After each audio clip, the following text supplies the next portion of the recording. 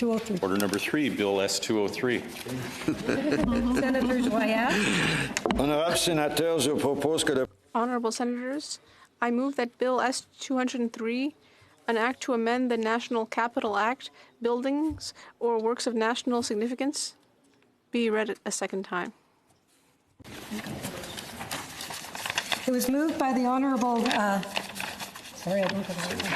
Senator Joyal that this bill be read a second time. Seconded by Senatrice Cordy. On debate.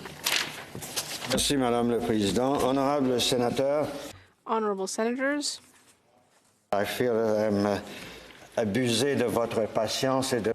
I feel like I might be asking too much of your patience, but the question touched upon by Bill S-203 to amend the National Capital Act. To the question that my colleague Senator Mercer asked to the government representative in the chamber, which is essentially to protect Parliament Hill, its archaeological resources and its heritage character. I had the privilege to sit on the subcommittee of internal economy that was overseeing the renovation of Parliament Hill, and singularly the central block and this very building in which we are. And I have also been witness, as all of you, to the expansion project of Chateau Laurier, you know, I should say at the end of the tunnel. I would not say even across the street, because we have an organic link to Chateau Laurier building. And I have seen the horror, architectural horror that has been proposed, especially the first plan, that led the mayor of Ottawa, Jim Watson, to state that it was equivalent to a container, but of course of monumental proportion. And there is, in my opinion, a way to approach this issue, because in the course of our study at the subcommittee, so ably chaired by Senator Tanis of Internal Economy, we asked the question, Senator Forêt, myself, Senator Monson, other senators, Senator Madam Speaker, Senator Beauvais also, what is the status of Parliament Hill in terms of National Historical Site? The answer we got is no protection. There's nowhere in the Canadian statute whereby Parliament Hill enjoy or is protected by the status of a National Historical Site. Of course, Public Works representative came to inform us that the site is the Public Works Department follow the standards and guidelines for the conservative and historical places in Canada, but it doesn't enjoy any legal protection. And not only does it not benefit from that protection, but the immediate area is totally a jungle for development. So it means that anything that doesn't belong to the government on the hill, outside that precinct, any initiative of development can take place. And we have seen the Chateau Laurier argument, well, this is a private hotel, so as a private owner, we can do whatever we want. And we will do whatever we want, unless, of course, maybe the City of Ottawa refuse the building permit, or maybe because the City of Ottawa would impose some restriction. But in the National Capital Act, there is no power granted to the National Capital Commission to review any proposal of alteration, construction, demolition, any works, and they are mentioned in here, any works that could change the immediate landscape of the hill. And I was amazed by that, because being from Quebec and being quite active, on the issue of protection of heritage, and my colleague Senator Macias could testify to that. Phyllis Lambert and myself from the Canadian Centre for Architecture, we have opposed over the years a lot of demolition in the core of downtown area because we thought that that would change totally the heritage value of the downtown core. And a city cannot lose its identity from one generation to the other without recognizing that there is some value to protect the heritage of a site or of a building that has been closely linked to the evolution, historical, cultural evolution of a city. So in Quebec legislation, in the Quebec Heritage Act, there is a provision 40, and I can quote it for you. It's very short.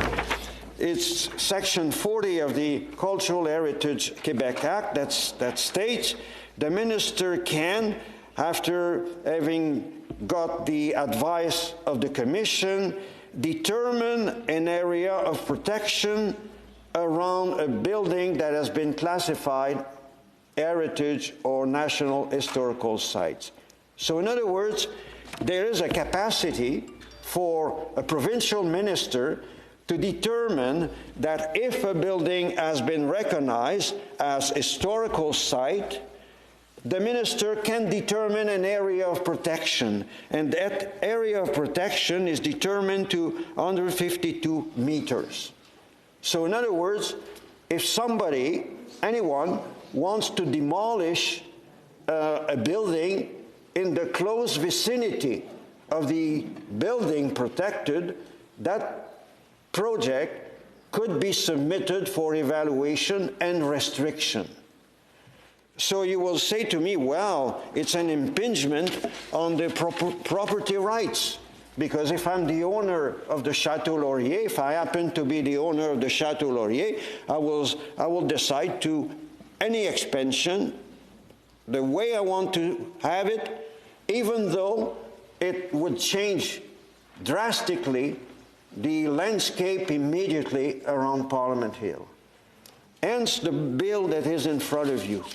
The bill aims to give to the National Capital Commission the power to adopt regulations to determine within a radius around Parliament Hill or around a national historical sites the limits or the condition through which the permit would be granted.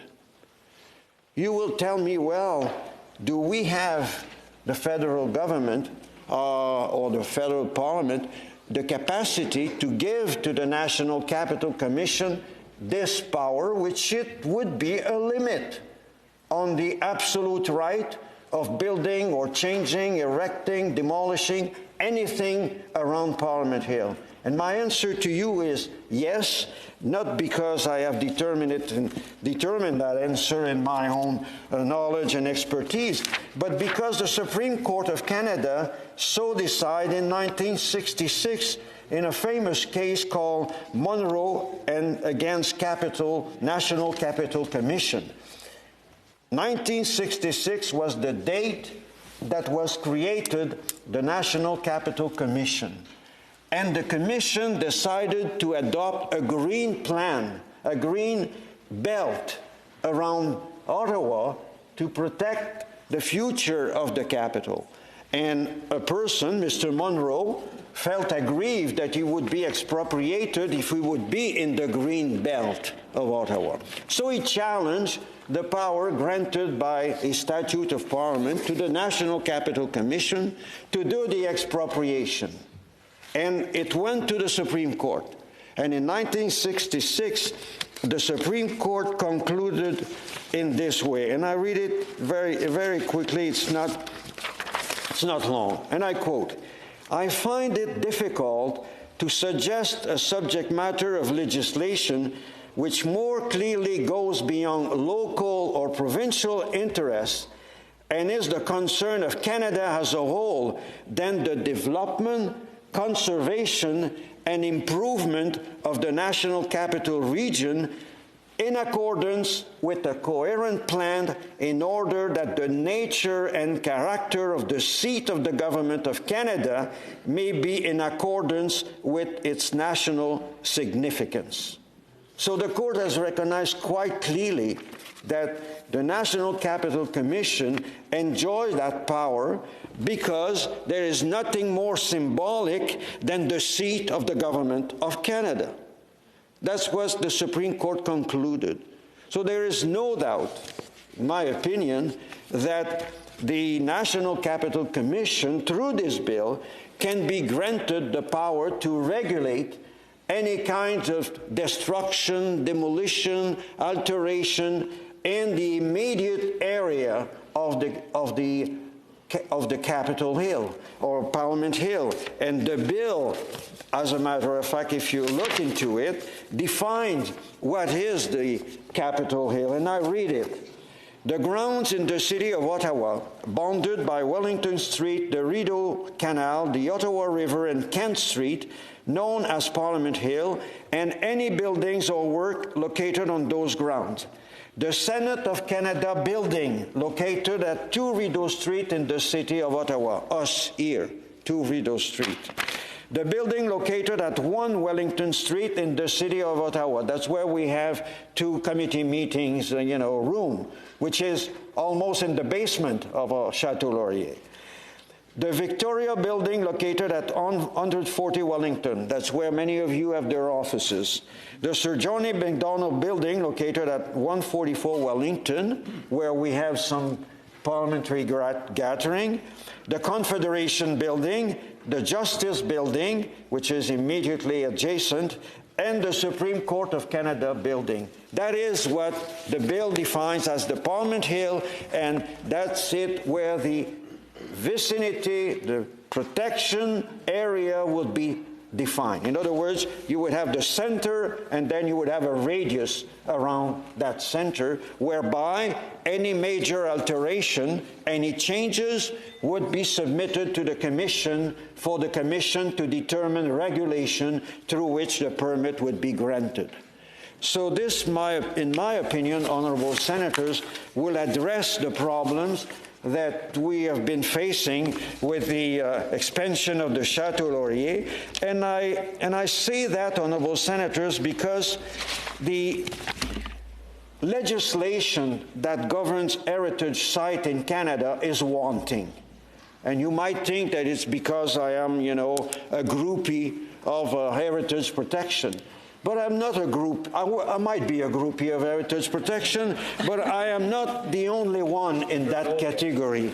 As a matter of fact, there are groupies too in the House of Commons in relation to heritage protection, i.e., there was a study conducted by the Heritage Committee of the House of Commons in the last Parliament, in the 42nd Parliament, and they tabled their report in December 2017, so 2 years ago.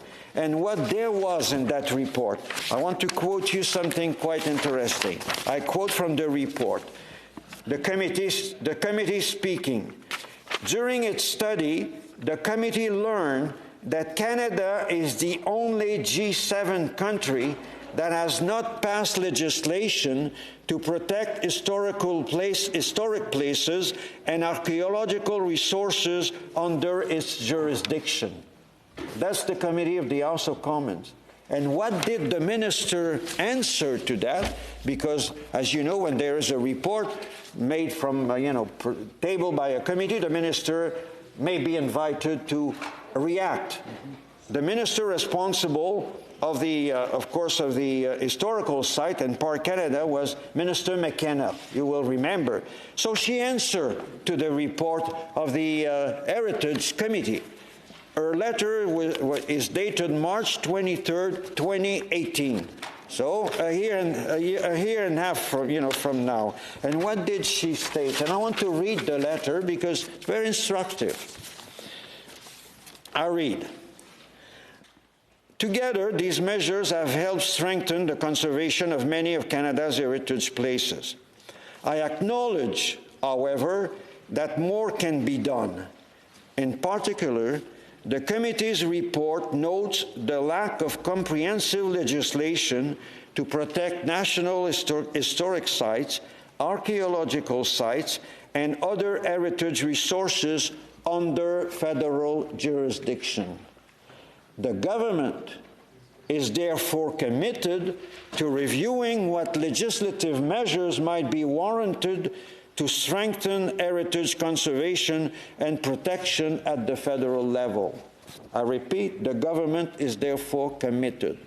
Well, like you, I was sitting here and listening to the throne speech, and I said to myself, will I be so happy when I'm going to be listening to the throne speech that there will be 3 words stating the government will introduce legislation to review the National Historical Monument Act and the National Capital Act to better modernize the legislation. There was not a single word in the throne speech, unfortunately. That's why you saw me being sad at the end of it. Like many of you might have expected something out of it. But what I want to say, honorable senators, is that this bill will help, again, the government to come forward with legislation in answer to the Heritage Committee of the other place and the commitment that Minister McKenna made on behalf of the government in March 2018 to review the legislation so that our legislation in Canada will be in sync with the best legislation of any G7 country. So this bill is more, there's more in this bill than just what you read in the title. In fact, this bill will trigger and will push on the Heritage Department to come forward with legislation, and I submit, honorable senators, that it is our responsibility individually to make sure that this building and the area around it, as much as the whole of the Parliament Hill area, be protected at the same level than any provincial historical site will be protected in Quebec. So if you look into a building across the river, they will be protected with their areas of protection, while here on the other side of the river, we're not. And singularly, the seat of the Government of Canada. So this is my gift for Christmas. I leave you with the file. I will keep, of course, very much attentive to what will happen. As you have seen, Senator Monson, Senator Beauvais have taken public stands to make sure that the project of expansion of the Chateau Laurier be in sync with the true heritage character of the hill. And now it's in the hands of private citizens, as I say, groupie like me, to come in the media and try to push and whatnot.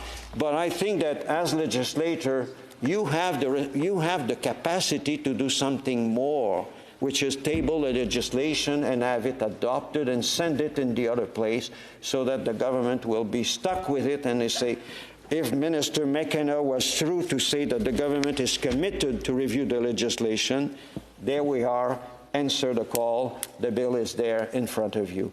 Thank you, honorable senators, and my sincere thanks for your hearing. Good wishes, and hope to see you in another world. Thank you.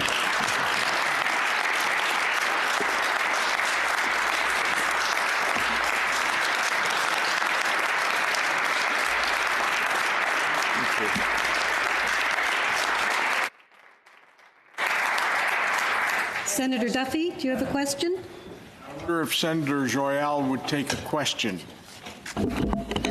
Yes, if I have time left, Madam Speaker. Yes, Senator Joyal. Senator Duffy. Thank you, Madam Speaker. Congratulations, Senator Joyal, on your 2 pieces of legislation today, and I join everyone else here in expressing our gratitude of all Canadians for your amazing contributions to building a better Canada over your entire political career, and I feel confident that will continue. On this question that you've just raised about this planned horror next door, my concern goes back to is a slight expansion on this issue, and I'd be interested in hearing your thoughts on the green belt which surrounds the National Capital and which is the province of the National Capital Commission. Ontario, since way back in 2006, has had a policy of increasing urban density, and we see this being pushed at municipal council levels week after week almost. Do you think it would be a good idea to expand your bill, or would it require another piece of legislation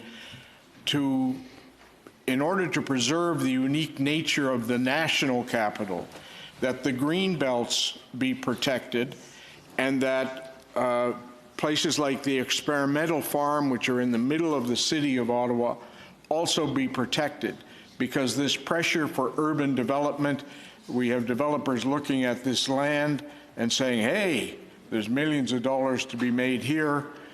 So far as I can tell, they're in not much better position than we are with the Chateau Laurier, that those lands are quite vulnerable. I'd appreciate your comments on that. Joyal? Yeah. Thank you, Senator Duffy, for your question, because it raised a very real, I should say, economic issue which is undividable from modern life. As you know, everybody wants to live everybody wants to be downtown. The cost of a condo downtown area close to Parliament Hill is much higher than the cost of a condo, say, in Canada or in any other suburbs of Ottawa. And the city are much more vulnerable to economic pressure because of the value of the additional taxes that, of course, they can draw from a tower of 55-story versus a house of 2 stories in bricks in the glebe.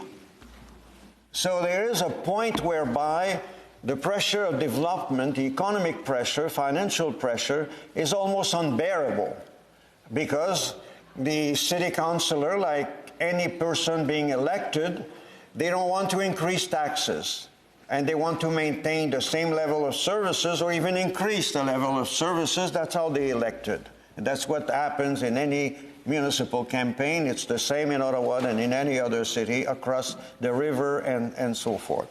So there is no doubt that the National Capital Commission feels that pressure also. That pressure is exercised on the Green Belt as much as it is exercised around Parliament, because members of Parliament want to live around. And as you know, as was said today, 338 parliamentarians. How many lived in Ottawa and how many have to go to a hotel to stay? So there is a strong pressure in Ottawa for development and for expansion of hotel. It doesn't mean that we don't recognize that. We have to recognize it. But we have to adjust it to a certain number of criteria whereby we made choice as a society to protect a green belt area around the capital for obvious reasons. We want that this city become one of the model cities of Canada, because it's where each Canadian identify himself or herself. When they were seeing you on TV on Parliament Hill, you had always the backdrop of Parliament Building, or on the other side of the Langevin Building, or of the former American Embassy. It's part of the, what I call, imaginary landscape of Canadians. We're all here, in a way, when we switch and we switch our TV or tap on our telephone or on our computer, and we see the images of the national capital. So we can't leave the capital going wildly developed without some criteria. And we have to recognize the pressure. You know, there's no unemployment here in the town, you know, because, as I say, the pressure is here. And the pressure to occupy the site of what is the national capital is renewed from generation to generation. I've been here for 50 years, and believe me, the first time I arrived here, I was renting, you know, in a board house on Somerset Street, you know, very close to Elgin, when I was an assistant of Jean Marchand, whom you have known. Well, today I go there and I see, you know, I could not be able to rent a room in that same, you know, two stories brick house, because it's now so gentrified that it has pushed people away. where those people go. They will go a little farther and a little farther. There's a need to build, and hence the pressure on the green belt. So I think that the point you raise is a very valid one, and it should be reviewed when this bill could be sent to the appropriate parliamentary committee to have maybe a broader picture of the national capital and where it goes. Of course, the national capital has a plan for future years, and they try to maintain the objectives of their plan, but those plans are always susceptible to review, chop, curtail, an exception, a derogation, and after 20 years, it's a patchwork that is very far away from the plan model that it was supposed to be when it was first conceived. So I think that the committee would be probably the best forum to review that. And as I said to you, many of you will have been here for a long time, and you'll see what happens and where you are when you come here and you see the changes that the capital has gone through in the last 50 years when the National Capital Commission was created. So it's part of our responsibility. We owe it to the rest of Canada that their capital develop in sync with the values of protection of environment, of our heritage, and of course of our national character and identity.